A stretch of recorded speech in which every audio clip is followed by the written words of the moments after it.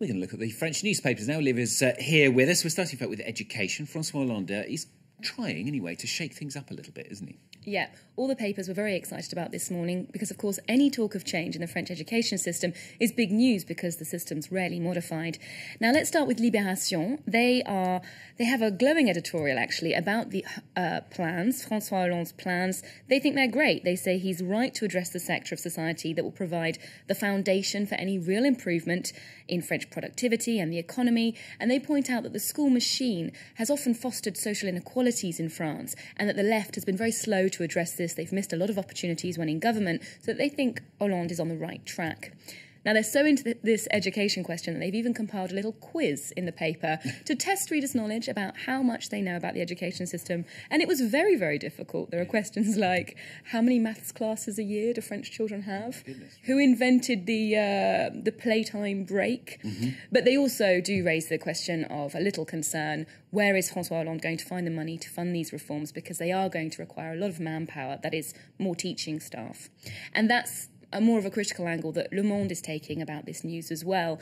They have a short article actually listing the possible problems with these proposals, opposition that they could face from teachers, parents and other sectors of society. For example, there's one idea that would mean moving the school holidays so that the whole of France have the same school holidays, because at the moment it's done region by region. Representatives from the tourism industry, hotels, have already expressed their concern about this because they said, how will we accommodate everyone? And of course there's questions of modifying the curriculum, which is always controversial when you're taking away or adding subjects. Certainly not good for the ski resorts. Everybody's trying to go skiing at the same week would not be good.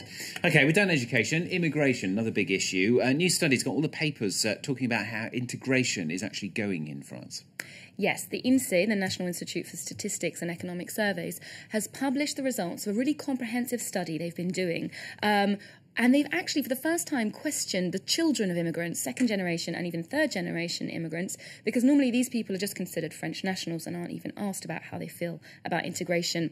Now, Le Figaro gives us the data. They tell us that France has 5.3 first-generation immigrants, 6.7 million of second-generation immigrants, which is quite rare in Europe. That's a larger number of children than parents. They underline some of the trends. There are more people coming from the African continent, for example, at the moment. And Le Parisien covers this too. They give us some data on this survey. Very positive angle. They interview a sociologist who says that these figures are a real victory for the Republic and the French government, and that we've done really well with integration. Their favourite statistic that they highlight is that 9 out of 10 second-generation immigrants feel French, which is quite anecdotal. But one important concrete measure is that they are more qualified and better educated than their parents. However, despite these qualifications, these are often the people in society who suffer from higher unemployment and lower salaries than the national average. Libération covers it as well. They're a little bit cynical too. There's an editorial saying that integration is all well and good, but again, this is a society riven with inequalities. Many of these inequalities come down to race or ethnic origin, and that even second-generation immigrants face some discrimination in France today. OK, now we've got somebody who's back in the papers again. I don't think I've mentioned him for at least a couple of months, so we'll mention him again today. Dominique Strauss-Kahn is back in the papers. I think maybe you missed him. Maybe I did. He's back.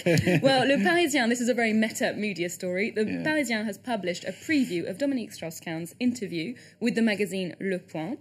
Apparently, he spills the beans about his time in prison, his personal life, and what he thought about the presidential election.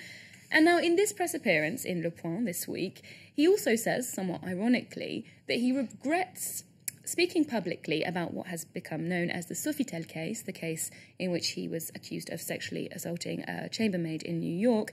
He says he shouldn't have gone on television and admitted that this was a moral error, that he should have just kept silent about it, that no one was interested. So he said he shouldn't have been talking about it while also talking about it. Exactly, yeah.